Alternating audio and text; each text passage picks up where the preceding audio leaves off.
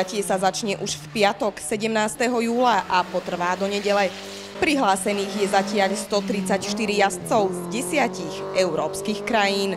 Milovníci automobilového športu sa teda majú na čo tešiť. Štartové pole je veľmi pestré. Čo sa týka európskeho šampionátu, historikov je, by som povedal, že absolútna špička európska. Čo sa týka ďalšieho štartového pola, toho európskeho, tak žiaľ fenomén taliansky Fagioli žiaľ nepríde, pretože sa mu jedná o titul talianskeho majstra, ktorý žiaľ je pre jeho reklamných partnerov prednejší ako náš Dobšinský kopec.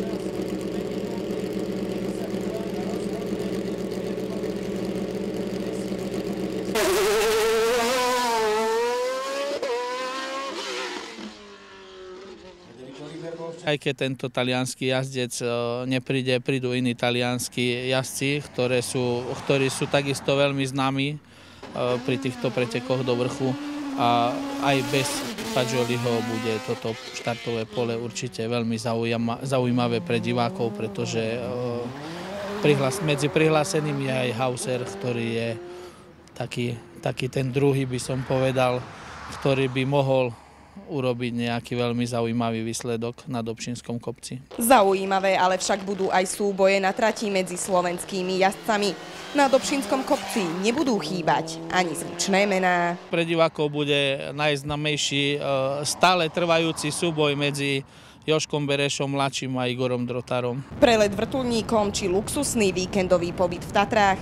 Aj toto sú ceny, o ktoré môžete bojovať už teraz. Cez sociálne siete, kde je možnosť vyhrať či už pobyt víkendový v rezorte Kukučka vo Vysokých Tatrách, alebo vyhliadkový let, alebo celovíkendovú permanentku, ale aj mnoho iných vecných cien. Samotné súťaže budú prebiehať aj počas programu, to je v piatok od 7 hodiny večernej a takisto aj v sobotu od 7 hodiny, kedy začína kultúrny program. Postarané však bude aj o zábavu. Kultúrny program sa začne už v piatok. O 19 hodine večernej, kde v tento piatok sa ľudia môžu tešiť určite na veľmi známú a obľúbenú kapelu Hex, ale takisto aj na ten modernejší rapový štýl na Strapa.